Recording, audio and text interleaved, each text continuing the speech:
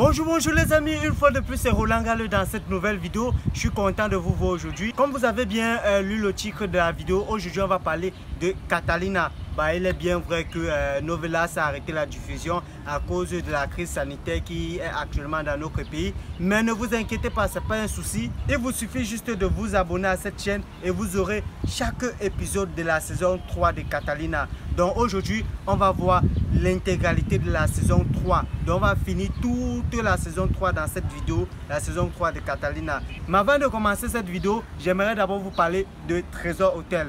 On commence. Voici le complexe touristique Trésor Hôtel.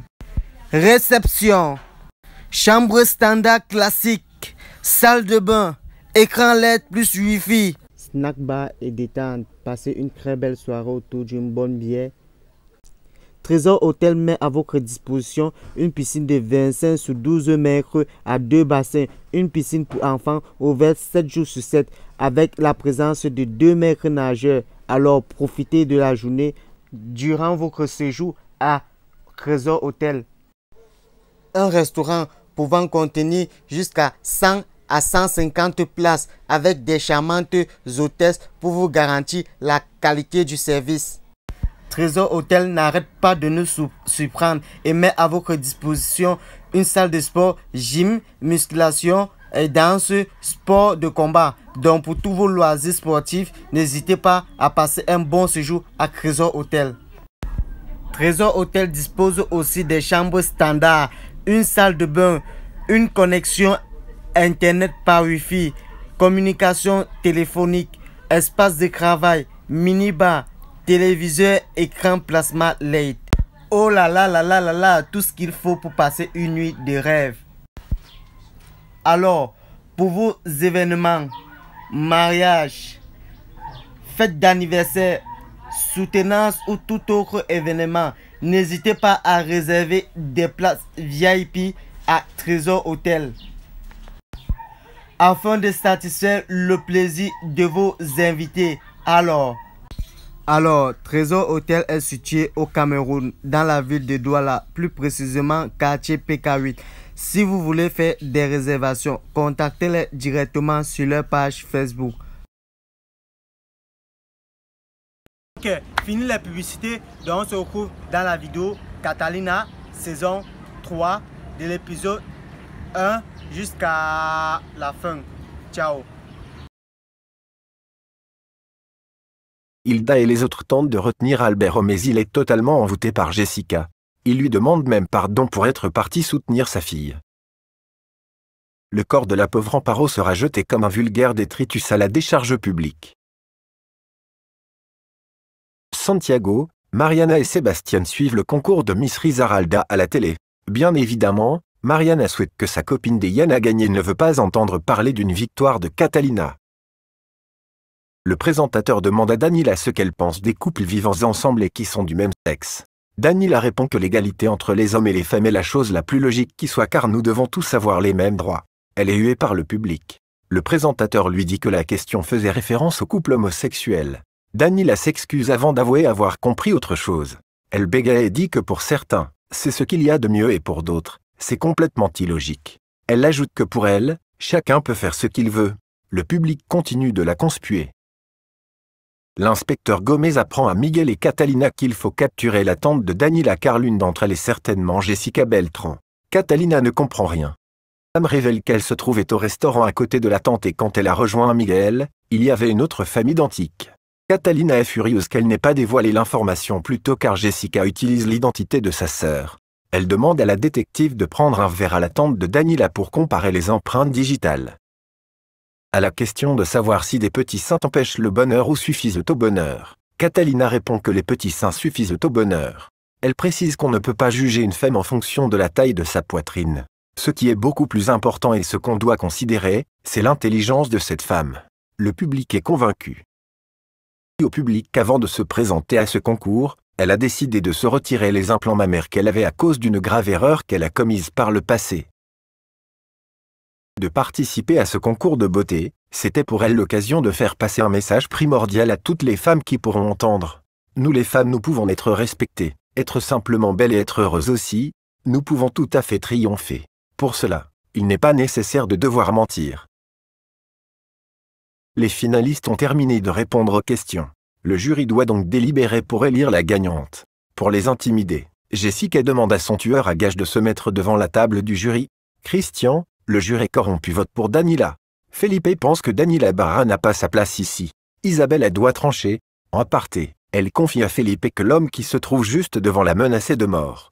Felipe lui propose de voter pour Miss Dusk Brada et de demander une protection policière. La détective Gomez a réussi à prendre le verre de Jessica. Les agents de la DEA vont comparer les empreintes qui se trouvent sur le verre avec celles présentes dans la base de données. Avant le verdict, Daniela et Catalina se lancent des piques. Catalina lui dit qu'il y a un pouvoir supérieur à son argent et à sa méchanceté, c'est le pouvoir de Dieu mais elle ne le connaît pas. Daniela rit. Catalina vient d'être élue Miss Risaralda. Daniela est choquée, la foule est en liesse. La sacrée Catalina Marin Centena, Miss Risaralda. Albero est si heureux qu'il prend Hilda dans ses bras. Jessica accuse le coup.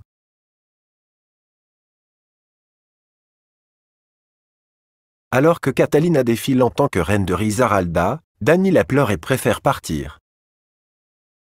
Albero est venu féliciter sa fille et lui dit qu'il l'aime de toute son âme. Catalina est très émue et remercie ses parents de lui avoir donné la vie, d'avoir fait d'elle ce qu'elle. Dans sa chambre d'hôtel, Daniela hurle et pleure. Elle prend une lame de rasoir qui se trouvait dans sa trousse de toilette puis s'enferme dans la salle de bain.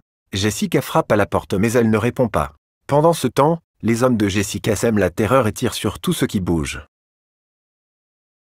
Après s'être coupé les veines, Daniela tombe dans la baignoire. Jessica demande à Daniela de l'ouvrir mais toujours rien. Elle est horrifiée quand elle aperçoit du sang à travers la porte et tire sur la poignée pour entrer. Quand elle pénètre dans la salle de bain, Jessica a une véritable vision d'horreur et hurle. La détective Gomez qui avait reçu pour ordre de suivre la tante de Daniela arrive. Jessica la supplie de l'aider. Suite à la fusillade, les gens courent dans tous les sens. Albero est introuvable. Titi trouve Catalina et lui propose de fuir. Catalina refuse car sa famille passe avant et dit qu'ils en reparleront après. Alors qu'elle avait la possibilité de tirer sur Titi ou de l'arrêter, Catalina commet une grave erreur professionnelle et lui demande de partir. Titi dit qu'il l'aime de tout son cœur. Quand Miguel l'interroge à ce sujet, elle ment en disant qu'elle pensait qu'il le suivait déjà. Santiago et les enfants sont morts d'inquiétude pour Catalina. Ils tentent de la joindre mais elle ne répond pas. Mariana lui demande même de demander pardon à sa mère s'il la trouve. Daniela est au bloc opératoire. Jessica est si effondrée qu'elle retire sa perruque. Hilda a enfin retrouvé Albero. L'homme semble totalement perdu, hagard. Hilda lui dit qu'ils sont les seuls à l'aimer vraiment. Hilda se demande ce qu'ils lui ont fait. Albero demande à Hilda de l'aider et pleure qu'il a besoin qu'on l'aide. Daniela a besoin de sang. Jessica qui est également à plus s'est proposé de donner son sang mais avant, il doit être testé. Jessica demande à l'infirmière si elle pense qu'elle a le SIDA. La dame rétorque qu'ils doivent tester le sang pour la sécurité de leurs patients. La malédiction a encore frappé. Alors que Jessica remplissait les documents pour le don du sang, un médecin arrivé lui apprend une mauvaise nouvelle. Quand elle entre dans le bloc opératoire, Daniela est recouverte d'un drap blanc. Jessica ne cesse de crier non et demande à sa fille de ne pas la laisser seule. Les médecins veulent qu'elle lâche le corps mais elle refuse et demande une civière. Albero confie à Hilda et Catalina qu'il a une faine dans la tête et que s'il ne pense plus à elle, elle va l'assassiner. L'homme souffrait à la fièvre.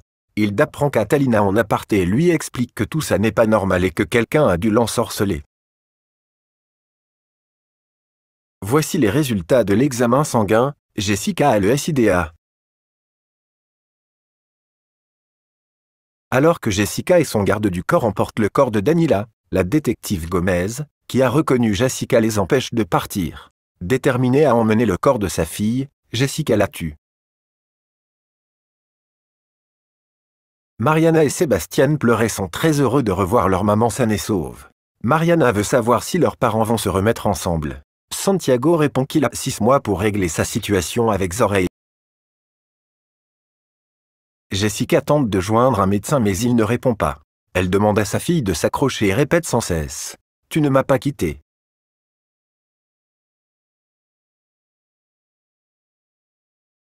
8 mois plus tard, suite à un attentat dans une prison aux États-Unis, Martin est libéré. Pour tous ceux qui ne le savent pas, ou qui l'ont oublié, Martin c'est l'ancien patron de Catalina de la DEA qui passait son temps à torturer et assassiner les femmes. En présence de ses deux parents, Mariana accouche d'une petite fille qu'elle souhaite appeler Catalina. Ses parents sont surpris et Catalina lui dit qu'il y a des milliers d'autres prénoms dans le monde. Mariana répond que c'est par tradition.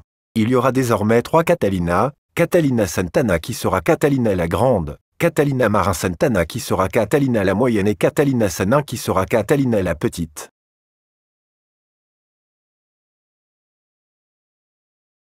Yota et Vanessa demandent à Albero d'être le parrain de la petite Adriana surnommée Baby Nanita. Il accepte. Toutefois, quand il apprend que Catalina sera la marraine, l'homme réagit très violemment et dit qu'il ne veut pas voir cette bonne femme. Vanessa lui demande de se calmer et propose que ce soit Hilda. Albero s'emporte dit qu'il ne veut qu'aucune de ces femmes prononce son nom et les traite de sorcières. Avant de s'en aller, il dit qu'il déteste ces bonnes femmes et demande à José Luis de ne plus jamais revenir chez lui. Catalina annonce à Hilda que la petite est née. Hilda est très heureuse, remercie Dieu. Catalina lui demande si elle a des nouvelles d'Albero. Hilda répond que la dernière fois qu'elle l'a vu, c'était à la propriété. Catalina rétorque que la dernière fois qu'elle l'a vu, c'était à l'élection. Hilda confie à sa fille qu'elle est certaine que ces femmes ont fait de la sorcellerie sur Albero car tout ceci n'est pas normal. Hernandario confie à Catalina qu'il est ici parce que Catalina la petite lui a demandé de venir car il trouve que ce n'est pas une bonne idée. Il ne veut pas créer de fausses attentes illusions à Mariana. Catalina lui répond que tout est clair dans la tête de Mariana. Hernandario fait la connaissance de sa fille. Mariana ne cesse de répéter que la petite est son portrait craché. Titi veut que Diana retrouve Catalina. Cela fait des mois qu'elle cherche et elle ne la retrouve pas. Titi double la mise et Diana se rappelle alors que Mariana accouche aujourd'hui et que Catalina sera certainement à la maternité. Titi veut savoir qui est le père du bébé. Diana répond que c'est le copain de sa tante Catalina. Titi se rappelle alors qu'il a eu des rapports avec Mariana il y a environ 8 par 9 mois. Diana rétorque que ce n'est pas lui le père aimant qu'elle a vu Mariana prendre et avaler la pilule du lendemain. Voilà, l'ex-associé de Titi veut que Martin lui livre tous les secrets de la DEA. Quand il mentionne la Colombie, Martin veut y aller pour retrouver Catalina Santana, la personne qui a ruiné sa vie. Yamil, la mère porteuse de Jessica, est sur le point d'accoucher. Elle souhaite que son mari assiste à l'accouchement mais Jessica refuse et lui demande de rester là compter l'argent. Jessica retourne voir Antonio. Il lui confie que son épouse et lui avaient gardé l'argent qu'elle leur donnait pour lui remettre car ils veulent finalement garder le bébé. Jessica l'accuse de trahison et le tue. Catalina parle à Santiago de la malédiction et lui dit que leur fille court un grave danger. Il commence par rire avant de prendre l'histoire au sérieux. Catalina lui raconte qu'une sorcière a tiré les cartes à Paola et a dit « 5 fleurs fanées, 5 rejetons morts, 5 tombés, 5 océans de larmes salées ». Elle ajoute que comme par hasard, les 5 amies du quartier ont toutes eu des filles et 3 sont déjà mortes, Adriana, Martina et Danila. Et si la malédiction est réelle, il reste 2 filles, Valentina et leur fille Mariana. Santiago veut savoir qui a lancé la malédiction et pourquoi. Catalina répond qu'il cherche la sorcière. Santiago souhaite parler de leur couple et poser des questions à Catalina. Catalina lui demande c'est quoi son problème car au moment où il devait poser ses questions, il est parti avec Zoraya. Santiago répond qu'elle avait disparu pendant une semaine. Catalina rétorque que Martin l'avait séquestrée. Santiago dit qu'il est tombé dans le piège de Martin avec qui ils étaient amis depuis 20 ans. Catalina lui reproche de ne pas l'avoir attendu car il avait des doutes et lui demande d'aller voir Martin en prison car elle sait dans quelle prison il se trouve. Martin Neville a conclu un marché. Il lui révèle tout ce qu'il sait de la DEA mais dès qu'ils arrivent, Colombie, il sera un homme libre. Bon, les amis, n'oubliez pas de liker la vidéo et de vous abonner à la chaîne. Donc, si j'ai assez et suffisamment de likes sur cette vidéo, je ferai la suite de la vidéo demain. Donc, du coup, partagez la vidéo et abonnez-vous. Si vous souhaitez qu'on introduise vos publicités dans nos vidéos, contactez-nous à cette adresse. Merci et à bientôt pour la suite.